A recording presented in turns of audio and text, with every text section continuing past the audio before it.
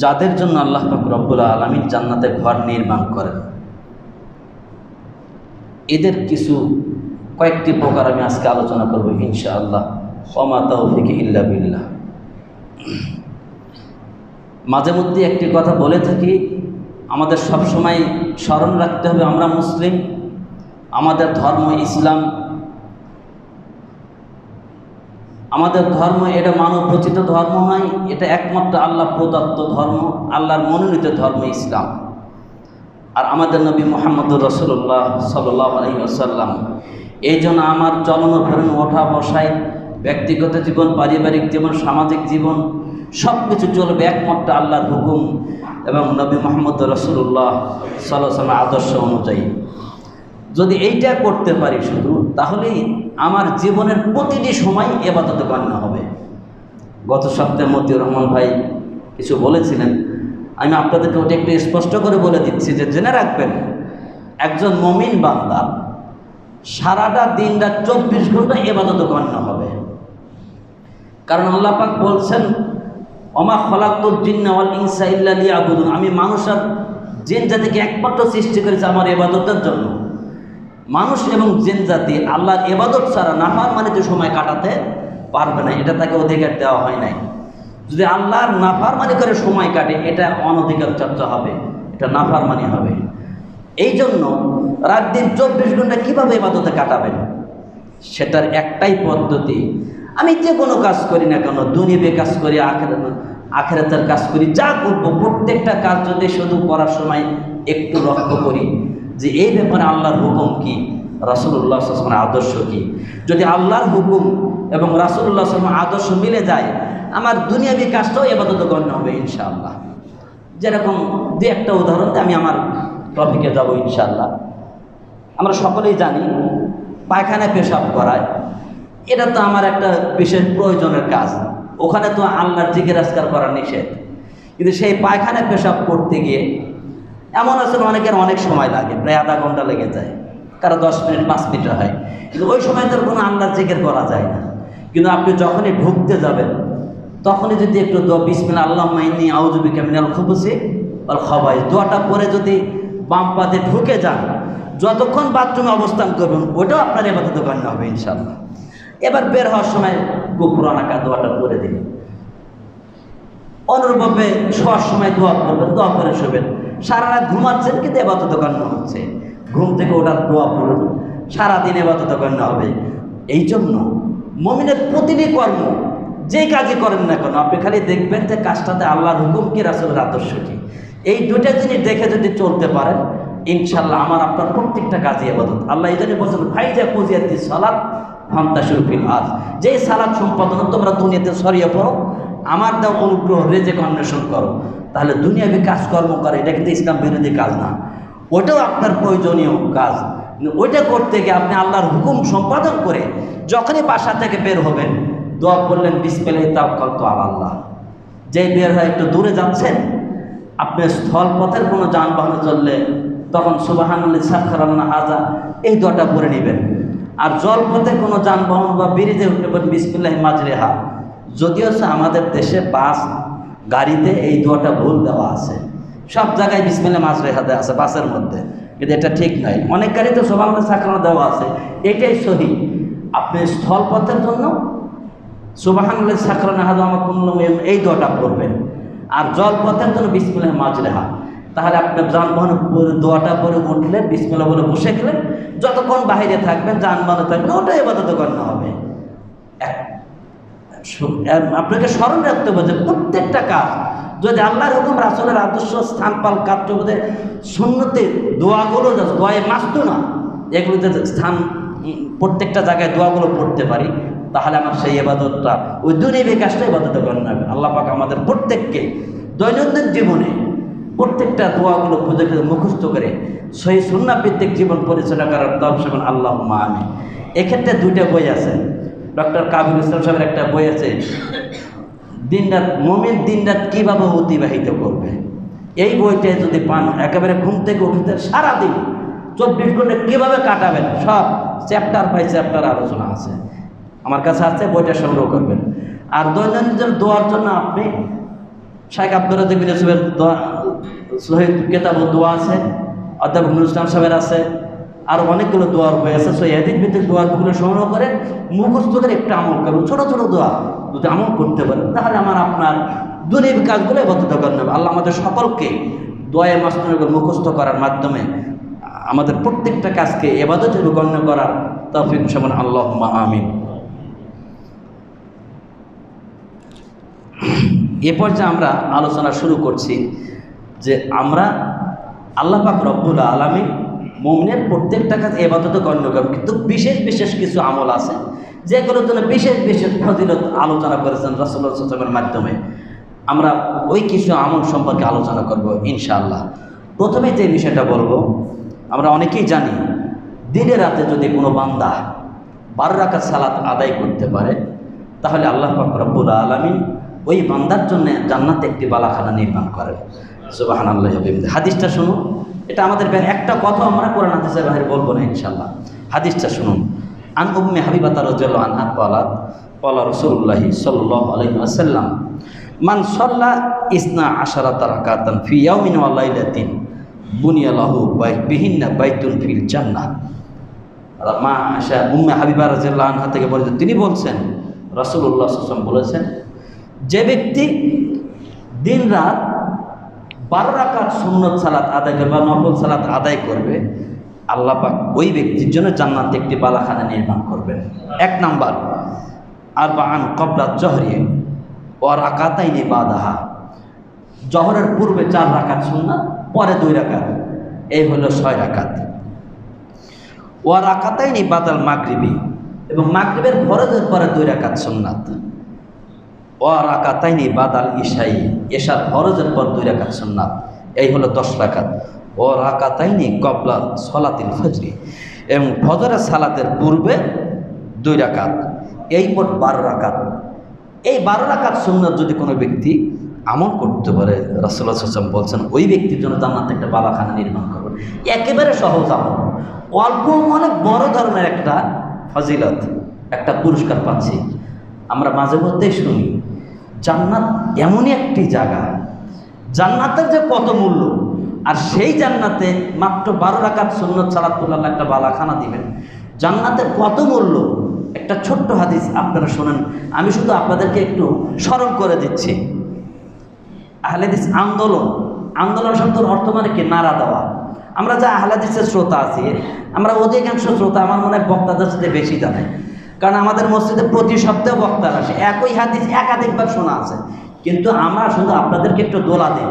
আন্দোলন মানে কি? দোলা দেওয়া, স্মরণ করে দিই যে এটা একটু আমল করে। এই জন্য বলছি যে দেখেন, যে একটু যদি এইটুকু আমল করতে পারেন তাহলে একটা জান্নাতে বালাখানা পাবেন। অথচ জান্নাতের মূল্য কত? একটা হাদিস বলে রাসূল সাল্লাল্লাহু আলাইহি ওয়াসাল্লাম বলছেন যে জান্নাতে একটা ছড়ি রাখলে, একটা লাঠি রাখতে যতটুকু জায়গা লাগে, মনে করেন এই লাঠিটা ফেলে রাখতাম অথবা একটা ব্যাট ফেলে রাখছি, যতটুকু জায়গা, রাসূলুল্লাহ সাল্লাল্লাহু আলাইহি ওয়াসাল্লাম বলছেন এই একটা ব্যাট রাখার জায়গা, এর মূল্য 7 এবং আসমান জমিনে যা কিছু আছে সব কিছু বিক্রি করলে ওই একটা ব্যাট রাখার জায়গার মূল্য দাম হবে না। চিন্তা করেন জান্নাতের জায়গার মূল্য কত। এরকম একটা জান্নাতে আল্লাহ একটা বালাখানা দেবেন মাত্র 12 রাকাত সুন্নত সালাত পড়লে। আমরা তো উদাসীন, অধিকাংশ মুসল্লি দেখবেন ফরজ করে দৌড় মারে, এই আগেবারের সুন্নত কোনো গুরুত্বই দেয় না। অথচ দেখেন আমরা মসজিদে এসেছি কষ্ট করে আল্লাহর সান্নিধ্য অর্জন করার জন্য, কিছু পুরস্কার নেওয়ার জন্য। দুনিয়ার ক্ষেত্রে যদি কোথাও 2 টাকার পুরস্কার ঘোষণায় দৌড়া চলে যায়, 5 টাকা হলে তো আরও জোরে, যত বেশি পুরস্কার তত দৌড় মারে। অথচ আখিরাতের ক্ষেত্রে রাসূলুল্লাহ সাল্লাল্লাহু আলাইহি ওয়াসাল্লাম আমাদেরকে সংবাদ দিয়েছেন আমরা বাকির খাতা শূন্য রাখি, অথচ এইটাই চিরে সত্য, আমি আপনি যা কিছু ইবাদত করবি এটা আমার আপনার অ্যাকাউন্টে জমা হচ্ছে, আর দুনিয়াবি যা কিছু সব শেষ হয়ে যাবে। এজন্য আসুন না একটু রাসূলুল্লাহ সাল্লাল্লাহু আলাইহি ওয়াসাল্লামের হাদিসগুলো গুরুত্ব আরোপ করে মূল্যায়ন করে আমরা এই সমস্ত ছোটো ছোটো আমলগুলো করার মাধ্যমে আমাদের আখিরাতের পুঁজিকে, এই অ্যাকাউন্টকে একটু স্বাবলম্বী করার চেষ্টা করে। আল্লাহ আমাদের সকলকে বেশি বেশি করে এই সমস্ত সুন্নত নফল আমলগুলো করার তৌফিক দান করুন, আল্লাহুম্মা আমিন।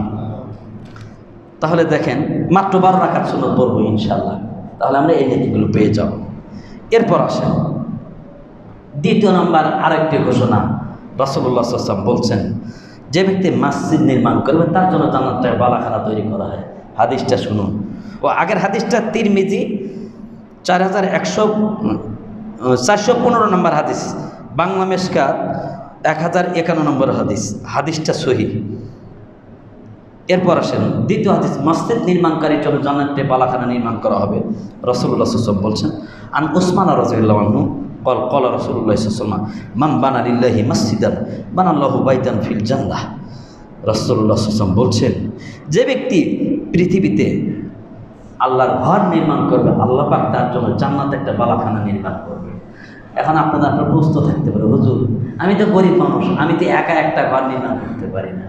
হাদিসের ভাষা কত বিস্তার, ব্যাপক। আল্লাহ রাসূল বলেন, যে ব্যক্তি আল্লাহর ঘর নির্মাণ করে, একা একা নির্মাণ করে না, আপনি সহযোগিতা করছেন, আপনার এখানে একটা অংশ আছে। যত লোক আল্লাহর ঘর নির্মাণ করার ক্ষেত্রে সহযোগিতা করবে, ইনশাআল্লাহ আশা রাখবেন যে প্রত্যেককে আল্লাহ পাক এরকম জান্নাতে বালাখানা দিবেন। এই জন্য আমরা আমাদের মসজিদে কোনো আয়ের উৎস নেই, শুধু আপনাদের দেওয়া টাকা দিয়েই আলহামদুলিল্লাহ এত বড় একটা মসজিদ হয়েছে, মেহমানখানা তৈরি করলাম। আপনারা যারা এখনও মেহমানখানাটা দেখেন, আমি অনুরোধ করবো একটু দেখবেন, মন জুড়ে যাবে ইনশাল্লাহ। আপনাদের টাকা দিয়ে মেহমানরা যে কী দোয়া করেছেন, যে কটা মেহমান ঢুকছেন ঘরে, খালি বলছেন ভাইজান সারা বাংলাদেশে ঘুরি, এত সুন্দর মেহমানখানা আমরা পাইনি। এটা কিন্তু আপনাদের টাকার বদলত হয়েছে। ইনশাল্লাহ যতগুলো মেহমান থাকবে প্রত্যেকেই দোয়া করবে, নেকি একটা পাবো। এই যে মসজিদ করেছে, যত লোক সালাত করবে, আজকে সারা পাবনা জেলার লোকজন আমাদের মসজিদে আসে, ইনশাল্লাহ প্রত্যেকের সালাতের নেকির একটা অংশ আমরা আপনার কবর থেকে পেতেই থাকবো ইনশাআল্লাহ। আল্লাহ আমাদের সকলকে আল্লাহর ঘর নির্মাণে স্বতঃস্ফূর্তভাবে সহযোগিতা করার তৌফিক দান করুন, আল্লাহুম্মা আমিন। তাহলে দেখেন, আল্লাহর ঘর নির্মাণে সহযোগিতা করতে পারলে আল্লাহ জান্নাতে একটা বালাখানা তৈরি করে দেবেন ইনশাআল্লাহ। দ্বিতীয় নম্বর প্রকার গেল। তৃতীয় নম্বর প্রকার অত্যন্ত গুরুত্বপূর্ণ কথা, কাতারের ফাঁকা বন্ধকারীর জন্য জান্নাতে আল্লাহ পাক একটি বালাখানা নির্মাণ করবে। একেবারে ছোট্ট একটি কথা, কিন্তু দেখেন আমরা এটাকে মূল্যায়ন করতে পারি না, খুব কষ্ট লাগে মাঝে মধ্যে। আমরা মুসলমান তো এমনই একটি জাতি, মুসলমানের সামনে যখন কোরআন হাদিসের কথা আসবে তখন মাথাটা নিচু হয়ে যাবে, একেবারে ইসলামের কাছে মাথা নত করে দিবে। আল্লাহ পাক এই জন্যই বলছে, যেন আমানুত্তাকুল্লাহ হাক্কা তুকাতিহি ওয়ালা তামুতুন্না ইল্লা ওয়া আনতুম মুসলিমুন। হে ঈমানদাররা, তোমরা আল্লাহকে ভয় করো, ভয় করার মতো ভয় করো। জেনে রাখো, তোমরা মুসলিম না হয় মৃত্যুবরণ করো না। আচ্ছা বলেন তো দেখি, এখানে আল্লাহ পাক মুমিনকে ডাকতে বলছেন, হে ঈমানদাররা, তোমরা আল্লাহকে ভয় করার মতো ভয় করো, আর মুসলিম না হয় মৃত্যুবরণ করো না। মুমিনকে আল্লাহ ডাকতে মুসলিম হয় মরার কথা কেন বললেন? মুসলিম না কি মুমিন হওয়া যায়? এখানে একটা কথা আছে, বিশ্বাস করা সহজ, কিন্তু বিশ্বাসকে আমল ও বাস্তবায়ন করা খুব কঠিন। এই জন্য প্রকৃতপক্ষে যারা সার্বিক জীবনে ইসলাম মানতে পারে না, তারা প্রকৃত মুসলিম না। নামদারি মুমিন বহুত হওয়া যায়, কিন্তু প্রকৃত মুসলিম হওয়া বড় কঠিন। এই জন্য আপনাদেরকে অনুরোধ করব, আসুন না একটু আমরা মুসলমানের অভিনয় না করে প্রকৃত খাঁটি মুসলিম হওয়ার জন্য চেষ্টা করি। আল্লাহ এই কথাটাই বলছেন, বান্দা তুমি প্রকৃত মুসলমান মৃত্যুবরণ করো না। এই জন্য আমাদের সবসময় যখনই কোরআন হাদিসের কথা শুনবো, তখনই আমাকে সেখানে সিলিন্ডার করে দিতে হবে, আমাকে আত্মসমর্পণ করতে হবে কোরআন হাদিসের কাছে। যেই বিষয়টা বলছিলাম, তৃতীয় নম্বর প্রকার, রাসূল বলছেন, যে ব্যক্তি কাতারের ফাঁকাকে বন্ধ করবে, আল্লাহ তার জন্য জান্নাতে বালাখানা নির্মাণ করেন। হাদিসটা শুনুন।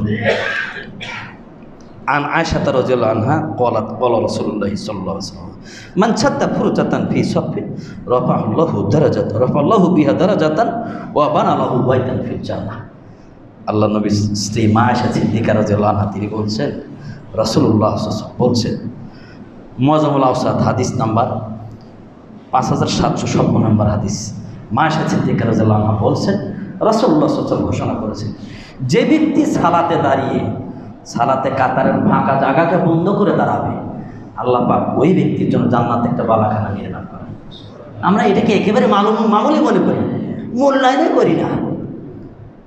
অন্য হাদিসে অন্য রাবের থেকে, এই হাদিসটা অন্য রাবের থেকে আসছে, আন উরওয়াতা ইবনে জুবাইর রাদিয়াল্লাহু আনহু ক্বালা রাসূলুল্লাহ মান সাদ্দা ফুরজাতান ফি সাফিন, যে ব্যক্তি কাতারের ফাঁকা জায়গা পূর্ণ করবে, রাফাআল্লাহু বিহা দারাজাতান, এই কাতারের ফাঁকা জায়গা পূর্ণ করার জন্য কারণে আল্লাহ পাক তার মর্যাদা বৃদ্ধি করে দেন। আর কি করেন? ওয়া বানা লাহু বাইতান ফিল জান্নাহ, আর জান্নাতে তার জন্য বালাখানা নির্মাণ করেন। কি সুন্দর কথা! একেবারে ছোট্ট আমল, মামুলি আমল, সহজ আমল, খালি একটু আল্লাহর প্রতি বিশ্বাস থাকেই রাসূলুল্লাহ সুন্নতকে মূল্যায়ন, রাসূলের কথার মূল্যায়ন করে, সুন্নতকে মূল্যায়ন করে একটু আমল করেন, ইনশাআল্লাহ এত বড় পুরস্কার পাবো, জান্নাতে বালাখানা পাবো। আল্লাহ আমাদের সকলকে এই জান্নাতের বালাখানার মালিক হওয়ার জন্য কমপক্ষে এই জান্নাতের আশা পোষণ সবাই করি, কিন্তু জান্নাতের কাজ করতে চাই না।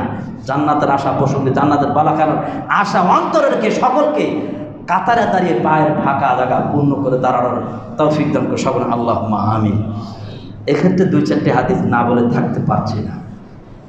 আসলে দেখেন, এটা তো ফজিলতের কথা বললাম, অথচ দেখেন যারা কাতারের ফাঁকা জায়গা পূর্ণ করবে এদের ব্যাপারে রাসূলুল্লাহ সাল্লাল্লাহু আলাইহি ওয়াসাল্লাম অন্য হাদিসে বলছেন, এদের মর্যাদা বর্ণনা করতে গিয়ে রাসূলুল্লাহ সাল্লাল্লাহু আলাইহি ওয়াসাল্লাম বলছেন, আন আবি হুরায়রা রাদিয়াল্লাহু আনহু قال رسول الله صلى الله عليه وسلم لا يسিলু আবদুন সাফান। রাসূলুল্লাহ সাল্লাল্লাহু আলাইহি ওয়াসাল্লাম বলছেন, আমার যে বান্দা কাতার সোজা করে, কাতারকে মিলিয়ে দেয়, কাতারকে সোজা করে মিলিয়ে দেয়, আল্লাহ নবী বলছেন রাফাহুল্লাহু বিহি দারাজাতান, আল্লাহ পাক এই কাতার মিলিয়ে দেওয়ার কারণে এই বান্দার মর্যাদা বৃদ্ধি করে দেন। আর কি করেন? ওয়া জাররাত আলাইহিল মালাইকাতু মিনাল বিররি, এবং ফেরেশতারা তার উপর কল্যাণ ছড়িয়ে দেন। কি আশ্চর্য কথা! যারা কাতারকে মিলিয়ে দাঁড়ায় ওই বান্দার প্রতি আল্লাহ তার মর্যাদা বৃদ্ধি, আর ফেরেশতারা তার উপর এরকম আল্লাহর পক্ষ থেকে কল্যাণগুলোকে ছড়িয়ে দেন। যেরকম আমরা আমাদের উপর অনেক হাদিসে রহমতের বৃষ্টি বর্ষণ হয়, অনুরূপ ফেরেশতারা আপনার উপর কল্যাণ ছড়িয়ে দেন। ফেরেশতারা তো কল্যাণ ছড়িয়ে দেয়, কল্যাণ থেকে বঞ্চিত হওয়ার কোনো পদ্ধতি নেই। অবশ্যই আমরা চেষ্টা করব ফেরেশতাদের কল্যাণ, যদি কল্যাণ অন্তর্ভুক্ত হতে চায় তাহলে অবশ্যই কাতারকে মিলিয়ে নেব ইনশাআল্লাহ। এই কাতার সোজা করার ব্যাপারে গুরুত্ব আরোপ করতে গিয়ে রাসূলুল্লাহ সাল্লাল্লাহু আলাইহি ওয়াসাল্লাম অনেক হাদিস বলেছেন। ইমাম বুখারী রাহিমাহুল্লাহ নিজে একটা অধ্যায় রচনা করেছেন, সেখানে একটা হাদিস নিয়ে এসেছেন। আল্লাহ রাসূল বলছেন, আন আনাস রাদিয়াল্লাহু আনহু قال رسول الله صلى الله عليه وسلم سووا صفوفكم فإن التسوية الصفوف من إقامة الصلاة। আল্লাহ নবী বলছেন, যে ব্যক্তি কাতারকে সোজা করলো, এই কাতার সোজা করা সালাত কবুল হওয়ার একটা বিশেষ শর্ত, আল্লাহর দরবারে সালাত কবুল হওয়ার, গ্রহণযোগ্য হওয়ার একটা শর্ত হচ্ছে কাতারকে সোজা করে দেওয়া। মুসলিম শরীফে এসেছেন, অমিন তামামি সালাত, সালাত পরিপূর্ণ হওয়ার শর্ত হচ্ছে কাতার সোজা করে দেওয়া। এই জন্য আমরা ইমামরা যখন দাঁড়াই, বিশেষ করে আমাদের আহলে হাদিস মসজিদের প্রত্যেকটা ইমাম দেখেন এই কথাটা বলি যে কাতার পায়ে পা কাতায়, কাঁধে কাঁধ মিলে কাতার সোজা করে দিই। এখন ইনশাআল্লাহ আলহামদুলিল্লাহ মাযহাবী ভাইদের অনেক বছর ইমামরা কমপক্ষে এতটুকু বলা শুরু করছে যে কাতার সোজা করেন, পায়ে পা মিলানোর কথা বলেন না, এখানে একটা আমানতের খেয়ানত করেন। যদি ইচ্ছা করে ছেড়ে দেন যে সবার মন রাখবে, তাহলে রাসূলের হাদিস গাদ্দারি করা হবে, সাবধান থাকবেন। অনুরোধ করব সুন্নাহ যেটা যেভাবে সেভাবে বলতে হবে। তাহলে আপনি আমি যদি কাতারকে সোজা করে দাঁড়াই, এটা আমার আপনার সালাত কবুলের একটা শর্ত। এমনকি মুসলিমের হাদিস অনুযায়ী আমার আপনার সালাতের পরিপূর্ণতার একটা মাধ্যম। যদি কাতার ফাঁকা থাকে সালাত পরিপূর্ণ হয় না। শুধু তাই নয়, এই হাদিসটা আপনারা পাবেন বুখারী শরীফের হাদিস, মুসলিমের হাদিস, বাংলা মিশকাত শরীফের 108 নম্বর হাদিস। এই জন্য আসুন আমরা অবশ্যই কাতার সোজা করে দাঁড়ানোর জন্য চেষ্টা করব। এমনকি কাতার ফাঁকাকারীদের অন্তরে আল্লাহ পাক রব্বুল আলামিন বিভেদ সৃষ্টি করে দেন। যারা কাতার ফাঁকা করে দাঁড়ায়, আল্লাহ পাক তাদের অন্তরও বক্র করে দেন, তাদের পরস্পর ভিতর দ্বন্দ্ব তৈরি করে দেন। এটা স্বয়ং রাসূল নিজে বলছেন। হাদিস শুনুন আল্লাহ নবী কি বলছেন। আনি নুমান ইবনে বাশীর রাদিয়াল্লাহু আনহু قال يقول আকবাল রাসূলুল্লাহ সাল্লাল্লাহু আলাইহি ওয়াসাল্লাম আলা নাস বিওয়াজহিহি। নুমান ইবনে বাশীর রাদিয়াল্লাহু আনহু তিনি বলছেন, একদা রাসূলুল্লাহ সাল্লাল্লাহু আলাইহি ওয়াসাল্লাম মানুষদের মুখোমুখি হলেন।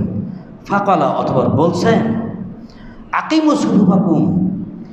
তার মানে মানুষ যখন দাঁড়িয়েছে, আল্লাহ রাসূল মুসল্লিদের দিকে মুখ করে দাঁড়িয়ে ঘুরে উঠে বলছেন, আকিমু সুফুফাকুম, তোমরা তোমাদের কাতারগুলোকে সোজা করে নাও। এরপরে বলছেন, আকিমু সুফুফাকুম সালাসান। এই কথাটা তিনি 3 বার বললেন। কয়বার বলছেন? 3 বার বলছেন। আকিমু সুফুফাকুম, আকিমু সুফুফাকুম, আকিমু সুফুফাকুম। মানুষ একটা কথা 3 বার কখন বলে? গুরুত্ব করার জন্য বলে, গুরুত্বের জন্য বলে। আল্লাহ নবী এই কথাটা 3 বার বলছেন। যে তোমরা কাতারকে সোজা করে নাও, তোমরা কাতারকে সোজা করে নাও, তোমরা কাতারকে সোজা করে নাও। 3 বার বলার পর আল্লাহ নবী আরো গুরুত্ব দিয়ে বলছেন, ওয়াল্লাহি, ওই সত্তার কসম, ওই আল্লাহর কসম, আল্লাহর কসম খেয়ে বলছেন, লা তুকিমুন্না সুফুফাকুম, অবশ্যই তোমরা কাতারকে সোজা করে নিবে। কেননা আও লিফান্নাল্লাহু বাইনা কুরুবিকুম, যদি তোমরা কাতার সোজা না করো তাহলে আল্লাহ পাক রব্বুল আলামিন তোমাদের অন্তরে বক্রতা তৈরি করে দেন। নাউজুবিল্লাহি মিন যালিক। কি ভয়ঙ্কর কথা! আল্লাহ নবী আল্লাহর কসম খেয়ে বলছেন, হে আমার উম্মতরা, তোমরা অবশ্যই কাতার সোজা করে নিবে, কারণ যদি কাতার সোজা না করো আল্লাহ পাক তোমাদের অন্তরে বক্রতা তৈরি করে দেবে। এই জন্য দেখবেন মসজিদে কিছু মুসল্লি আসে, আমরা লক্ষ্য করি, কিন্তু আসলে তো বলার কিছু নাই, শুধু হাদিসটা বলি। যে আমরা বলি যে ভাই পায়ে পা কাঁধে কাঁধ মেলে কাতার সোজা করেন। কিছু মুসল্লি আছে, দেখলে কষ্টও লাগে, আফসোসও লাগে, হায় রে, এরা মানে কিছুই জানে না চালাতে। আমার তো এরা দোয়া দরুদও পড়ে না, আসে দাঁড়ায় পাগলের মতো দাঁড়ায়, হাঁকা বাঁকা হয়ে দাঁড়ায়। আমি দাঁড়াইতে করছি, ওদিক বনই নাই, ফাঁকা সাইড একদম রেখে হাতটা পাটা এরকম ঘোরার মতো করে, মাছের জালের ঘোরার মতো করে দাঁড়াচ্ছে। বুঝি না, আপনি সালাদ পড়বেন তো একটু চেষ্টা করেন না, কমপক্ষে সালাতের মাসলাগুলো জানার চেষ্টা করেন। আপনি কেন শয়তানের বন্ধু হবেন? পায়ে পা কাঁধে কাঁধ মেয়ে দাঁড়াতে হবে। যদি আপনি না দাঁড়ান, জেনে রাখবেন আপনার অন্তরে আল্লাহ পাক বক্রতা তৈরি করে দেন। এবং এরপরে আল্লাহ নবী এই কথা বলার পরে আরও কঠিন কথা বলছেন। তিনি বলছেন, এই কথা যেই বলছেন, কলা রাবি বলছেন, নোমান ইবনে বাশির তিনি বলছেন, ফারাইতুর রাজুলা, আমি তখনই, যেই রাসূল ঘোষণা দিলেন, আমি তখনই দেখছি মানুষেরা ইয়ালজিকু মানকে বাহি বিমানকে বিন সাইবাহি, মানুষেরা তখন পরস্পরে এক ভাই আর এক ভাইয়ের সাথী ভাইয়ের সাথে কাঁধের সাথে কাঁধ মিলে দিচ্ছেন। এরপর কি করছেন, যে অরোগ পাতাহু বিরোগ পাতিহি, অথবা একজন আর একজনের গিরার সাথে গিরা লাগাই দিচ্ছেন, ও কাবহু বি কাবিহীন, কাঁধের সাথে কাঁধ লাগাই দিচ্ছেন এবং গিরার সঙ্গে গিরা লাগিয়ে দিচ্ছেন। নোমান ইবনে বাশির বলছেন, যেই রাসূল ঘোষণা দিচ্ছেন যে অন্তরে বক্রতা সৃষ্টি করে দেবে, তখনই আমি দেখলাম সবাই কাঁধে কাঁধ, পায়ে পা, গিরার সঙ্গে গিরা, কাঁধের সাথে কাঁধ মিলে একেবারে প্রাচীরের মতো দাঁড়িয়ে গেলেন। এটাই ছিল সাহাবীদের আমল। সাহাবীরা হাদিস শুনছেন, রাসূলকে শোনার সঙ্গে সঙ্গে আমল শুরু করে দিচ্ছেন। আর আমরা এত হাদিস বলি, আমাদের কর্ণ করে ঢোকে না। কারণটা কি জানেন? আল্লাহ পাক কোরআনে বলছেন, ফাযাক্কির ইন্না ফাতিল যিকরা, হেনবি উপদেশটা ফলপ্রসূ। অন্যায়তে বলছেন, হেনবি উপদেশ ফলপ্রসূ একমাত্র মুমিনদের জন্য। যারা মুমিন তারাই কোরআন হাদিসের কথা শুনে কাজে লাগবে। আসলে তো আমরা প্রকৃত মুমিনই হতে পারি নাই, যার এই যে কোরআন হাদিস শুনি, এরপরে এক কান্দা শুনে এক কান্দা বের করতে কোনো কাজে আসে না, কারণ আমরা প্রকৃত মুমিন হতে পারি নাই। এই জন্য উপদেশগুলো আমরা ভিতরে আমাদের অন্তরে ধারণ করতে পারি না, আমলে বাস্তবায়ন করতে পারি, যেন দুঃখ লাগে। আসুন না একটু রাসূলের সুন্নাহগুলো আমরা দেখে দেখে একটু নিজেদের সার্বিক জীবনে বাস্তবায়ন করার জন্য চেষ্টা করি। এই হাদিসটা আপনি পাবেন আবু দাউদ শরীফ 662 নম্বর হাদিস। হাদিসটা সহিহ। অবশ্যই আমরা ইনশাআল্লাহ চেষ্টা করব। এরপর আসুন আরও একটি হাদিস না বললে নাই, এই কাতার সোজা করার ব্যাপারে একটা হাদিস বলি। কাতার সোজা করে মিলিয়ে দাঁড়ানো, আল্লাহর সঙ্গে যারা কাতার সোজা করে মিলিয়ে দাঁড়ায়, যখন মিলিয়ে দাঁড়ায় আল্লাহ তার সঙ্গে সম্পর্ক অক্ষুণ্ণ রাখেন। আর যারা বিচ্ছিন্ন করে দেয়, আল্লাহ তার সঙ্গে সম্পর্ক বিচ্ছিন্ন করে দেন। কি মারাত্মক কথা! একটু হাদিসটা শোনেন। আনাসিন রাদিয়াল্লাহু আনহু قال قال رسول الله صلى الله عليه وسلم রাসূ সুফুফাকুম, আল্লাহ নবী বলছেন, রাসূ শব্দের আবিধানিক অর্থ হচ্ছে প্রাচীরের ন্যায়। রাসূ সুফুফাকুম, তোমরা তোমাদের কাতারগুলোকে প্রাচীরের ন্যায় সোজা করে নাও, প্রাচীরের মতো সোজা করে নাও। এই কথা বলে আল্লাহ নবী বলছেন, ওয়া কারিবু বাইনাহা, এবং পরস্পর একেবারে নিকটবর্তী লাগিয়ে দাঁড়াও। ওয়াহাদু বিল আনাকে, এবং একে অপরের ঘাড়ের সঙ্গে ঘাড়, কাঁধের সঙ্গে কাঁধ মিলিয়ে দাও, ঘাড়ের সঙ্গে ঘাড় মিলিয়ে সোজা করে দাঁড়াও। এই কথা বলে লাস্টে আল্লাহ নবী বলছেন, ফাওয়াল্লাযী নাফসি, ওই সত্তার কসম যার হাতে আমার জান, ওই আল্লাহর কসম খেয়ে বলছি, জেনে রাখো, ইন্নী লা আরা শাইতানা, নিশ্চয় আমি দেখছি, ইয়াদখুলু মিন খালালিস সাফফি, কাতারে যেখানে ফাঁকা থেকে ওই জায়গায় আমি দেখছি শয়তান প্রবেশ করছে, কান্নাল হাজাফু, ভেড়ার বাচ্চার মতো শয়তান ওই ফাঁকা জায়গাগুলো প্রবেশ করছে। এই কথা বলেই অন্য হাদিসে রয়েছে, এটা আবু দাউদের হাদিস, আহমদ শরীফে রয়েছে, ওয়াসাদ্দুল খলালি, আল্লাহ নবী বলছেন আহমদেও রয়েছে, ওয়াসাদ্দুল খলালি, তোমরা কাতারের ফাঁকাকে পূর্ণ করে না, ফাইন্না শাইতানা লা ইয়াদখুলু ফীমা বাইনাকুম বিমানজালাতিল হাজাফি, জেনে রাখো তোমাদের কাতারের ফাঁকা জায়গাগুলোতে ওই জায়গায় শয়তান এসে ওই ফাঁকায় বকরির বাচ্চার মতো প্রবেশ করে। এই কথা বলেই আল্লাহ নবী আরও বলছেন, এরপরে বলছেন ওয়ালা তাজারু ফরজাতি শয়তানি, সাবধান তোমরা শয়তানের জন্য কাতারের মাঝখানে ফাঁকা জায়গা রেখো না, শয়তানকে দাঁড়ানোর জন্য সুযোগ করে দিও না। আল্লাহ নবী তারপরে বলছেন ওয়ামান সদ্দা ওয়ামান ওয়াসালা সফান, যে ব্যক্তি কাতারকে মিলিয়ে দিল, ওয়াসালাহুল্লাহু, আল্লাহ তার সঙ্গে আল্লাহর সম্পর্কে অক্ষুণ্ণ রাখেন, তার মানে আল্লাহর রহমতের, আল্লাহর দয়া তার সঙ্গে লাগিয়ে রাখেন, বিচ্ছিন্ন করেন না। এরপর আল্লাহ নবী আরও বলছেন মন কথা সফান, আর যে ব্যক্তি কাতারকে বিচ্ছিন্ন করে দেয়, ছিন্ন করে দেয়, কথা আল্লাহু, আল্লাহ পাক তার সঙ্গে আল্লাহর সম্পর্ক ছিন্ন করে দেন, অর্থাৎ আল্লাহর দয়ার সম্পর্ক বিচ্ছিন্ন করে দেন। জেনে রাখবেন পৃথিবীতে কেউ আল্লাহর দয়া ছাড়া এক মুহূর্ত বেঁচে থাকতে পারবে না। কি বলেন তাই না? বিশ্বাস করে কিন্তু আমল করতে পারি না। হাদিসটা কি বলেন আল্লাহ নবী? আল্লাহর কসম খা বলছেন, জেনে রাখো যারা কাতারে বিচ্ছিন্ন করবে, কাতারকে ফাঁকা রেখে দাঁড়াবে, এখানে কয়েকটা কথা। প্রথম কথা যে যারা কাতারে ফাঁকা রেখে দাঁড়ায়, এরা শয়তানকে দাঁড়ানোর সুযোগ করে দেয়। এই জন্য কাতার ফাঁকা রেখে দাঁড়ানোর কোনো দলিল কোরআন হাদিসে নাই, কোনো মাযহাবে না, ফিকহের কিতাবে নাই, একমাত্র শয়তানের কিতাবে আছে। যারা শয়তানের বন্ধু তারাই সালাতের মাঝখানে ফাঁকা রাখে। কোনো মুসলিম কোনো মুমিন ফাঁকা রাখতে পারে না, কারণ কোনো হাদিসের কিতাবে ফাঁকা রাখার কথা নাই, কোনো ফিকহের কিতাবে নাই, কোনো মাযহাবের কিতাবে নাই। তাহলে যারা ফাঁকা রাখে তারা কেন দাঁড়ায়? ওই যে আল্লাহ নবী বলছেন সাবধান তোমরা শয়তানের জন্য ফাঁকা রেখো না। আমি দেখছি এখানে শয়তান ভেড়ার বাচ্চার মতো দাঁড়ায়। তাহলে কি আপনারা তো এই কথাটাকে বিশ্বাস না করেন, বলবো ঈমান নাই, রাসূলের হাদিসকে বিশ্বাস করে না। আর যদি রাসূলের হাদিসকে বিশ্বাস করেন, প্রকৃত মুসলমান হন, তাহলে কেন ফাঁকা বন্ধ করেন না? জেনে রাখবেন, আমি আমার এই খুতবা থেকে আজকে ঘোষণা করে দিচ্ছি, যেই ব্যক্তিরা কাতার ফাঁকা করে দাঁড়ায়, জেনে রাখবেন এরা শয়তানের বন্ধু, এরা শয়তানকে দাঁড়ানোর সুযোগ করে দেয়। এরা না হানাফি, না শাফি, না হাম্বলি, না মুহাম্মাদি, আহলে হাদিস কোনো কিছু না, এরা শয়তানের দলের লোক। কারণ ইসলামে কোনো শরীয়তে কাতার ফাঁকা করার কোনো দলিল নাই। সর্ব অবস্থায় সবসময় কাতারকে মিলিয়ে দাঁড়াতে হবে। আর যারা ফাঁকা করে দাঁড়ায়, বুঝবেন এরা আল্লাহর সাথে সুসম্পর্ক ভালোবাসে না, আল্লাহর সাথে সম্পর্ক থাকে, এটা তাদের পছন্দ নাই, তাই তারা ফাঁকা করে দাঁড়ায়। আল্লাহ, আমি আমার মসজিদের সকল মুসলিমের জন্য দোয়া করি, আল্লাহ তুমি আমাদের প্রত্যেককে পায়ে পা কাঁধে কাঁধ মিলে দাঁড়িয়ে তোমার সঙ্গে সুসম্পর্ক করার তৌফিক দান করে সকল। আল্লাহ আমি আমার মা বোনদেরকে অনুরোধ করব, আমার অনেক মায়েরা বলেন যে বাইরে থেকে অনেক মা বোনেরা আসেন, তারা অনেকেই পায়ে পা দাঁড়াতে চায় না, দাঁড়াতে বলে ধমক করে, ফাঁকে দাও এরকম করে।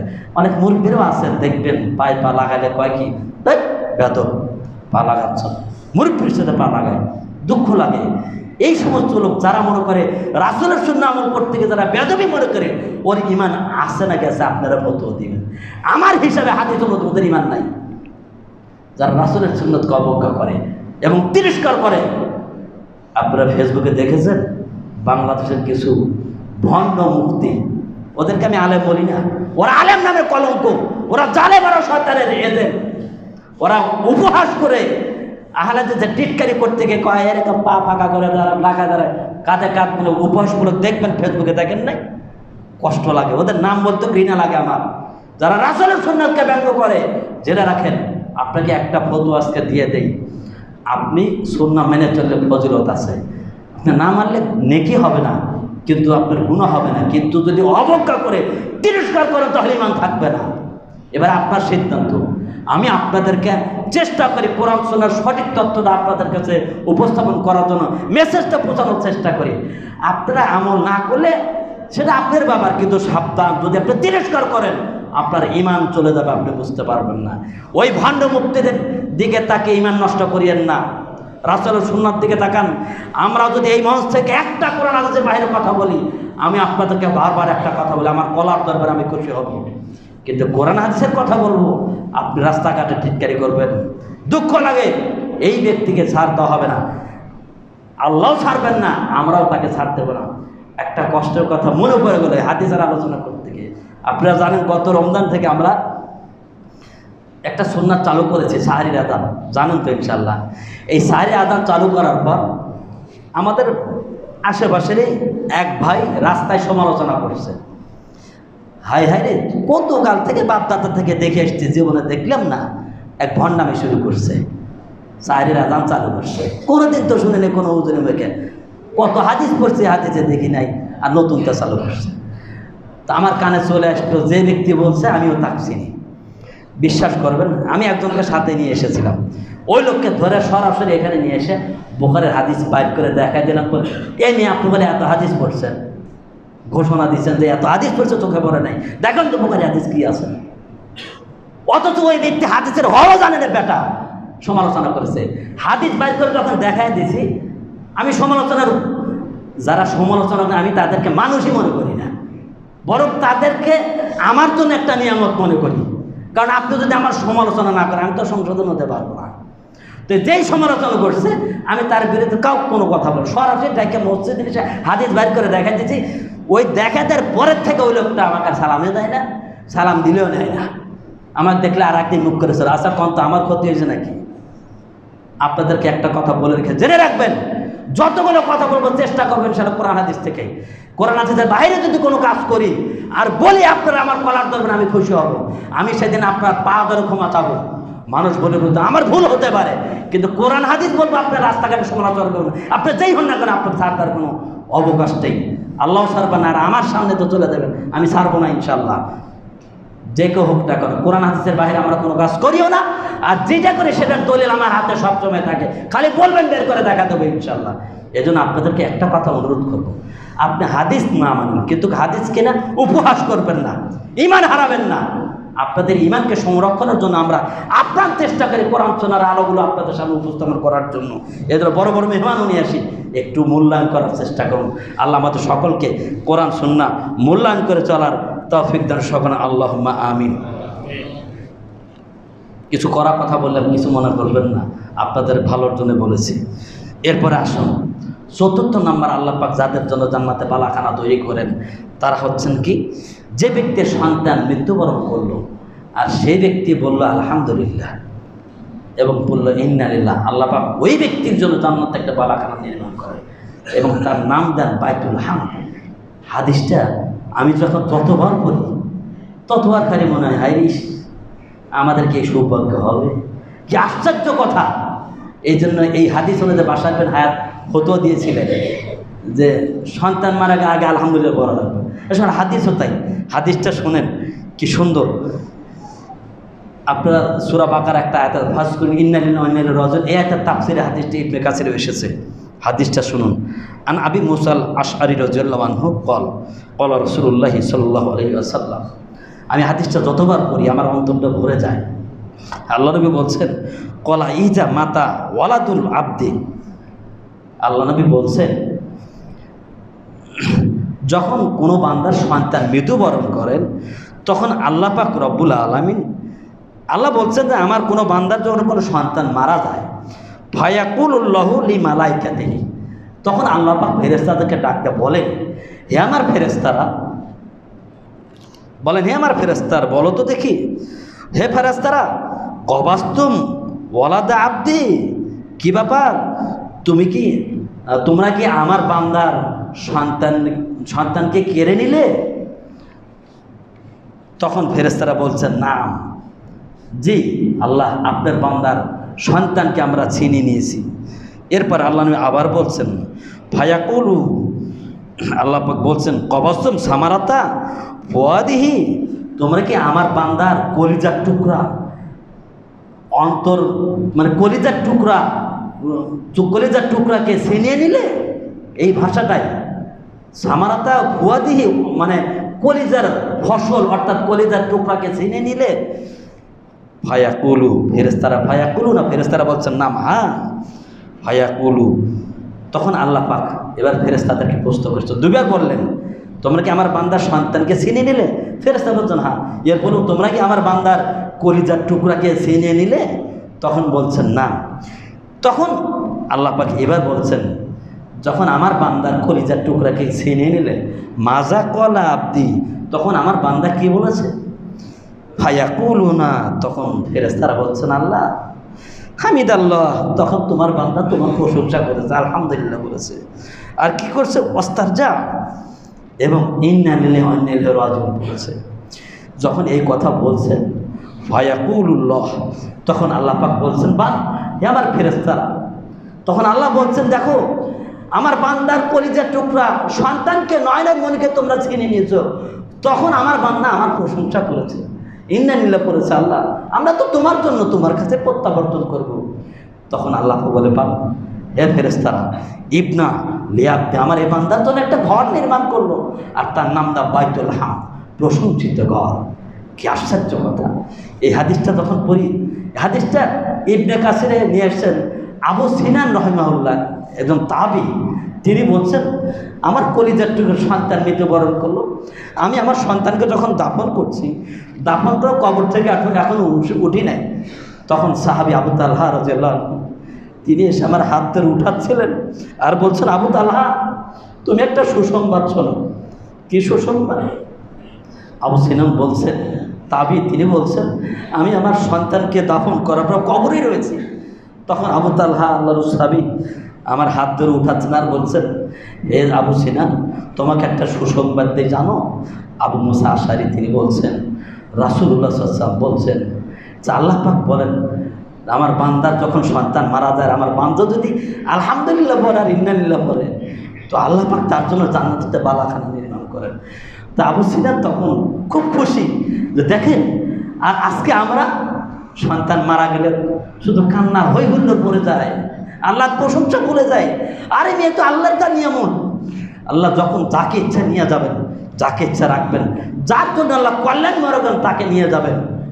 আমরা তো জানি না কোনটার ভিতরে কল্যাণ রয়েছে। এই জন্য বান্দা বিপদে আপদে শান্তিতে, সুখে শান্তিতে, বিপদ আপদে সবসময় আল্লাহ প্রশংসা করবে। সমস্ত প্রশংসা একমাত্র কার জন্য? আল্লাহর জন্য। আমরা প্রশংসা করবো আল্লাহর, আর আল্লাহ আমাদের জন্য জান্নাতে একটা বালাখানা নির্মাণ করবেন। আল্লাহ তুমি আমাদের সর্ব অবস্থায় তোমার প্রশংসা করার তৌফিক দান করুন, আল্লাহুম্মা আমিন। আপনি এই হাদিসটা তিরমিজিতে পাবেন, সিলসিলায়ে সহিহ হাদিস নাম্বার 3228 নম্বর হাদিস। এরপর আসেন ৫ম নম্বর, যে ব্যক্তি চাষের 4 রাকাত এবং জোহরের পূর্বে 4 রাকাত সালাত আদায় করবে, আল্লাহ পাক তার জন্য জান্নাতে একটা বালাখানা নির্মাণ করেন। এটা ৫ম নম্বর। হাদিসটা শুনুন। আবু মুসা রাদিয়াল্লাহু আনহু ক্বালা রাসূলুল্লাহি সাল্লাল্লাহু আলাইহি ওয়াসাল্লাম, মান সাল্লাত যুহা আরবান ওয়া ক্বাবলাল উলা আরবান বানা লাহু বাইতুন ফিল জান্নাহ, সিলসিলায়ে সহিহ হাদিস নাম্বার 745। আল্লাহ নবী বলছেন, যে ব্যক্তি 4 রাকাত সালাত আদায় করবে এবং জোহরের পূর্বে 4 রাকাত সুন্নত পড়বে, আল্লাহ নবী বলছেন আল্লাহ পাক ওই বান্দার জন্য জান্নাতে বালাখানা নির্মাণ করে। একেবারে সহজ কাজ। 4 সালাতটা কখন? সকাল সূর্য চকচকা হওয়ার পর থেকে, অর্থাৎ 8টার পর থেকে 12টার আগ পর্যন্ত, এই সময়টার ভিতরে যে সালাত, এটাকে 4 সালাত বলা হয়। সর্বনিম্ন 2 রাকাত, সর্বোচ্চ 10 রাকাত করা যায়। এক্ষেত্রে একটা জয়ীফ হাদিস আসছে, 10 রাকাত পড়লে জান্নাতে বালাখানা, এটা জয়ীফ হাদিস। কিন্তু 4 রাকাত এবং জোহরের পর 4 রাকাত, এই ব্যাপারে হাদিসটা হাসান হাদিস। এই জন্য আমরা ইনশাল্লাহ চেষ্টা করবো 4 রাকাত সালাত পড়বো, এবং জোহরের পূর্বে 4 রাকাত সালাত যদি কেউ পড়তে পারি, ইনশাল্লাহ আল্লাহ পাক ওই বান্দার জন্য জান্নাতে বালাখানা নির্মাণ করবেন। এরপর আসেন 6ষ্ঠ নাম্বার। রাসূল সাল্লাল্লাহু আলাইহি ওয়াসাল্লাম বলছেন, 3 ব্যক্তির জন্য আমি জান্নাতের ঘরের জিম্মাদার। হাদিসটা খুব আশ্চর্যজনক হাদিস। 3 ব্যক্তি, এমন কোন 3 ব্যক্তি যাদের জন্য স্বয়ং আল্লাহ নবী জান্নাতের একটা ঘরের জামিনদার? শুনুন হাদিসটা। আন আবি উমামাতা বাহিনী রাদিয়াল্লাহু আনহু ক্বালা রাসূলুল্লাহি সাল্লাল্লাহু আলাইহি ওয়াসাল্লাম, আনা জাইমুন বাইতিন ফিল রাবাসিল জান্নাতি লিমান তারাকাল মিরা ওয়া ইন কানা মুহিক্কান। আল্লাহ নবীর সাহাবী তিনি বলছেন, যে ব্যক্তি ন্যায়সঙ্গত হওয়া সত্ত্বেও ঝগড়া পরিহার করে, কোনো ব্যক্তি আপনার বিরুদ্ধে মিথ্যা একটা অপবাদ দিচ্ছে, অন্যায় কথা বলেছে, এরপরেও আপনি তার প্রতিবাদ করা হক, এরপরেও আপনি ন্যায়সঙ্গত হওয়ার পরেও আপনাকে ঝগড়াকে পরিহার করছেন। এই ধৈর্য ধারণ করে যে ব্যক্তি ঝগড়াকে পরিহার করবে, আল্লাহ নবী বলছেন ওই ব্যক্তির জন্য আমি নবী জান্নাতের বেষ্টনীর ভিতর একটা ঘরে জামিনদার। সুবহানাল্লাহ।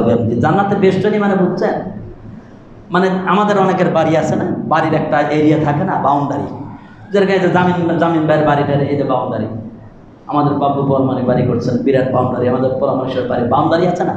তো যে ব্যক্তি ন্যায়সঙ্গত হওয়ার পরে ঝগড়াকে পরিহার করবে ওই ব্যক্তির জন্য ঘরের ভিতর না, ওই যে বাউন্ডারির ফাঁকা জায়গার মধ্যে একটা ঘরে জামিনদার স্বয়ং আল্লাহ নবী। এরপর আসেন দ্বিতীয় নম্বর, আল্লাহ নবী বলছেন ওয়াবি বাইতিন ফিল ওয়াসাদের জান্নাতে লিমান তারাকাল কাযিবা ওয়া ইন কানা মাযিহা। দ্বিতীয় নম্বর ওই ব্যক্তি যে ব্যক্তি উপহাসের ছলেও মিথ্যা কথা পরিহার করে।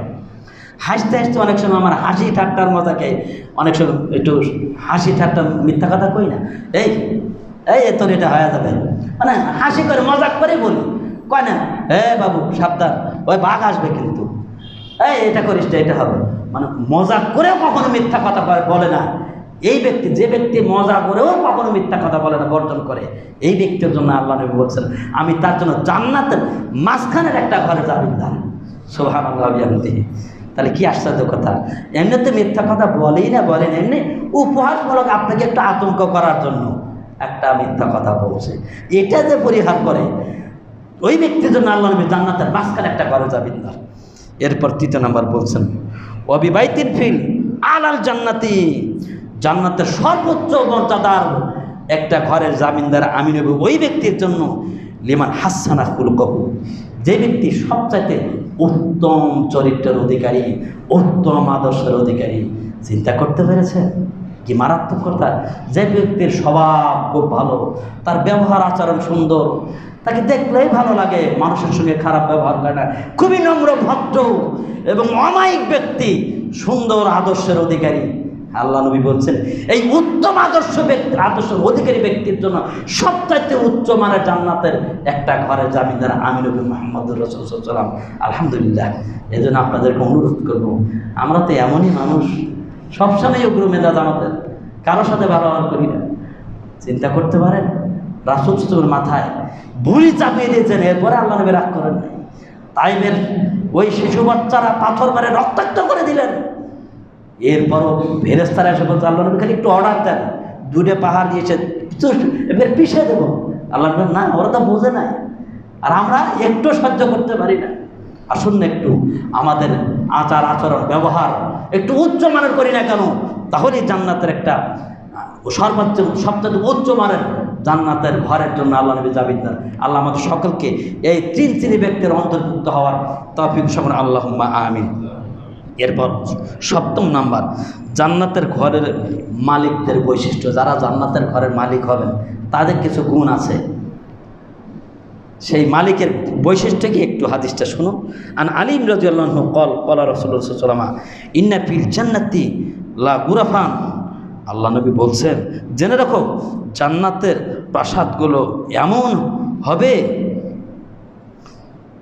জান্নাতের মধ্যে একটা কামরা, একটা কক্ষ রয়েছে, যেই জান্নাতের কক্ষটা এমন হবে যে ইয়ারা জুহুরহা মিন বুতুরিহা, ওই জান্নাতের ঘরের ভেতর থেকে বাইরে সব দেখা যাবে, আর বাহির থেকে ভেতরে সব দেখা যাবে। এই এমনই একটি কামরা আল্লাহ পাক কাদের জন্য ওই কামরার মালিক করবেন কাদেরকে, শুনুন। আল্লাহ নবী বলছেন ফাকামা ইলাইহি আরাবিয়ুন। যখনই আল্লাহ নবী বলছেন দেখো জান্নাতের মধ্যে এমন একটা কক্ষ আছে যেই কক্ষের ভেতর থেকে বাইরে সব দেখা যায় আর বাইরে থেকে ভেতরে সব দেখা যায়, তখন একজন গ্রাম্য ব্যক্তি দাঁড়িয়ে বলছে ইয়া রাসূলুল্লাহ হাবিবাল্লাহ, এই ঘরের মালিক কারা হবে বলেন তো দেখি। তখন আল্লাহ নবী বলছেন যে দেখো ফাকাল লিমান হিয়া ইয়া রাসূলুল্লাহ, ওই ব্যক্তি বলছে আল্লাহ এই ঘরের মালিক কে হবে বলেন তো দেখি। তখন আল্লাহ নবী বলছেন কলা হিয়া লিমান আতাবাল কালামা, আল্লাহ নবী বলছেন সে হবে ওই ব্যক্তি যে হবে উত্তম এবং সুমধুর কথা বলে, উত্তম ব্যক্তি এবং সুন্দর করে মার্জিত ভাষায় মানুষের সঙ্গে কথা বলে, অর্থাৎ আদর্শবান ব্যক্তি। দ্বিতীয় নম্বর একটা বৈশিষ্ট্য বলছেন ওয়াত আমার তো আমা, দরিদ্রকে খাবার খাওয়ায়, ক্ষুধার্তকে খাবার খাওয়ায়। তৃতীয় নম্বর বৈশিষ্ট্য বলছেন ওয়া সাল্লাল্লাহি বিল্লাইলি ওয়ান নাসু নিয়ামু। এবং তৃতীয় নম্বর ওয়া আদামা সিয়ামা, এবং প্রায়ই সিয়াম রাখে। 3 নম্বর বৈশিষ্ট্য কী হবে? প্রায়ই সিয়াম রাখে। আর চতুর্থ নম্বর, মানুষেরা যখন ঘুমায় তখন উঠে তাহাজ্জুদ সালাত পড়ে। এই 4টি গুণের অধিকারী যারা হবে, আল্লাহ নবী বলছেন জান্নাতের ওই ভিআইপি কক্ষটা তাদের জন্য, যেই ঘরের ভিতর থেকে বাহির দেখা যায়, বাহির থেকে ভিতর দেখা যায়। আল্লাহ নবী বলছেন এই ঘরের মালিক ওই ব্যক্তি হবে যার ভিতর 4টা গুণ থাকে। 1 নাম্বার কি গুণ? 1 নাম্বার আল্লাহ নবী বলছেন উত্তম আদর্শের অধিকারী, সুন্দর করে সুমধুর আদর্শ, সুন্দর করে কথা বলবে এবং দরিদ্রকে খাবার দিবে। আর কি করবে? 3 নম্বর, অধিকাংশ প্রায়ই নফল সিয়াম, সপ্তাহে 2টা সোমবার বৃহস্পতি সিয়াম রাখে, মাসের 3টা সিয়াম রাখে এবং অন্যান্য নফল সিয়াম রাখে, প্রায়ই সিয়াম রাখে। আর কি করে? রাত্রে যখন মানুষ ঘুমে তখন উঠে তাহাজ্জুদ পড়ে। এই গুণগুলো যার ভিতর থাকবে, আল্লাহ পাক জান্নাতের ওই কামরার অধিকারী, মালিক বানাবেন এই ব্যক্তিকে। আল্লাহ তুমি আমাদের প্রত্যেককে এই 4টা গুণে গুণান্বিত হয়ে জান্নাতের ওই বিশেষ কক্ষের মালিক হওয়ার তৌফিক দান সকল, আল্লাহুম্মা আমিন। এরপর 8 নম্বর এই কথাটা বলে শেষ করবো ইনশাআল্লাহ। 8 নম্বর, ধৈর্যশীলদের জন্য আল্লাহ পাক রব্বুল আলামিন জান্নাতে একটি ভিআইপি কামরার ব্যবস্থা করে রেখেছেন। এটা মহান রব্বুল আলামিন তার কালামুল শরীফে ঘোষণা করছেন, উলাইকা ইউজাউনাল গুরফাতা বিমা সাবারু ওয়া ইউলাকুনা ফিহা তাহিয়াতুন ওয়া সালামা খালিদিনা ফিহা ওয়া হাসুনাত মুস্তাকাররা ওয়া মুকামা। আল্লাহ নবী বলছেন সূরা ফুরকানের 75-76 নম্বর আয়াত।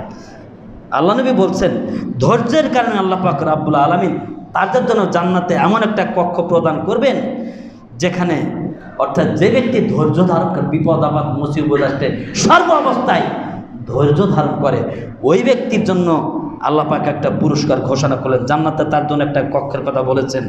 সে হচ্ছে কি, আল্লাহ পাক বলছেন, এবং সেখানে তাদের জন্য রয়েছে অভ্যর্থনা জানানো হবে আর তাদের জন্য সালাম প্রাপ্ত হবে। তারা যারা ধৈর্য ধারণ করবে বিপদে, তাদের জন্য জান্নাতে একটা বালাখানা, একটা ঘর রয়েছে, সেখানে তাদেরকে অভ্যর্থনা জানানো হবে এবং তাদেরকে সালাম জানানো হবে এবং তারা সেখানে চিরস্থায়ীভাবে বসবাস করবে।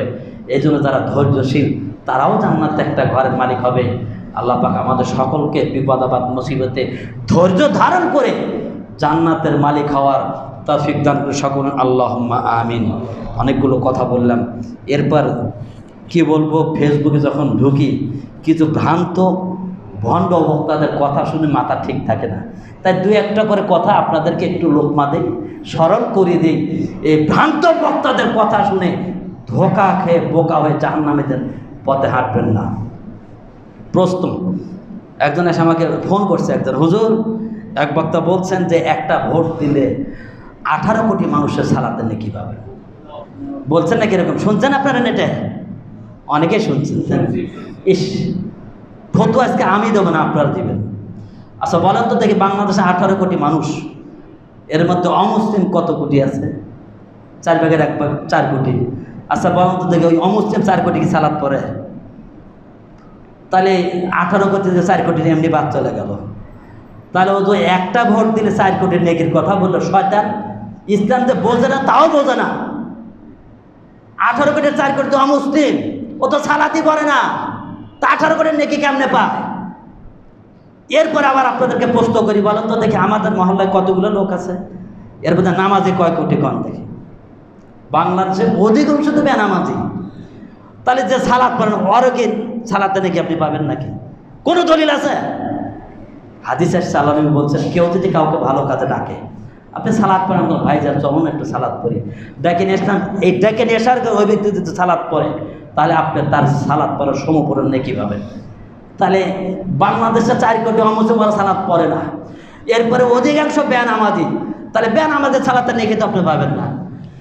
তাহলে সর্বোচ্চ ও যদি কথার কথা বলতো যে তোমার ভোটের কারণে যারা সালাত পড়ে, বাংলাদেশে প্রায় 4 কোটি বা 6 কোটি লোক সালাত পড়ে, তো 6 কোটি নেকি পাবে, তাও নাই মাইনে নিবার পারি। একেবারে মিথ্যা তো মিথ্যা, ভণ্ডামির একটা সীমা থাকা দরকার, সম্পূর্ণ একটা ইসলাম বিরোধী কথা। এই ধরনের ভণ্ড বক্তার অশোনার হারাম, এদের অশোনা যাবে না। এই শয়তান যে কত মিথ্যা ওয়াজ করে, আমি যদি আব্দুল দেব আপনাদের সামনে এর বক্তব্যের রেকর্ড করে বক্তব্য শুরু করি, একটা কথা শুধু মিথ্যা বক্তব্য অজি দিতে হবে। আপনারা বোঝেন না, ভাইরাল বক্তা তো, এরা ভাইরাল না, এরা ভাইরাল বক্তা। আমি নাম বলবো না, আপনাদেরকে অনুরোধ করছি, সতর্ক করছি। এই কথা যে বলতে একটা ভণ্ড লোক। এই গণতান্ত্রিক পদ্ধতি ভোট দেওয়াই আরাম, আর আপনি সেই ভোটে আবার জান্নাত কামাই করছেন। কেউ কয় জান্নাতের টিকিট, এটা একটা আমানত। প্রত্যেকটা ভোট দেখবো জান্নাতের আমানত। আস্তাগফিরুল্লাহ। যদি কেউ এইটা মনে করে যে ইমানের দায়িত্ব ভোট দেওয়া, এটা আমানত, না দিলে আমানতের খেয়াল তো ও শয়তান একটা, ও কুফরি যন্ত্র একটা আব্রাহাম লিঙ্কন তৈরি করে একটা তন্ত্রকে নিয়ে এসে ইসলামে সেট করে দিয়া জান্নাতের টিকিট বলেন। নাউজুবিল্লাহি মিন যালিক। সাবধান, এই সমস্ত ব্যক্তিদের কথায় ধোঁকা খাবেন না। আল্লাহ তুমি আমাদের প্রত্যেককে এই ধোঁকাবাজদের থেকে বেঁচে থাকার তৌফিক দান সকলুন, আল্লাহুম্মা আমিন। এই ভাইরাল বক্তা আবার একটা কথাও বলছে, খুব কষ্ট লাগছে। একটা আয়াত পড়বার যা দেখলাম, এই সরাসরি কোরআন বিরোধী কথা। কি কথা বলছে জানেন আপনারা? সাংবাদিক সম্মেলনে গিয়ে সাংবাদিকদের মন খুশি করতে গিয়ে আমি একটা কথা এর আগে বলছিলাম, গণতন্ত্র মানি হচ্ছে বহুরূপী। ওই ভাতারের মন রাখা লাগে, নাঙ্গের মন রাখা লাগে, তার তো ভোট পাবেন না আপনি। কথাটা শুনতে কার কথা, বাস্তব কথা। এই গণতন্ত্র মানেই হচ্ছে কি, ভাতারের মন রাখা লাগে, নাঙ্গের মন রাখা লাগে।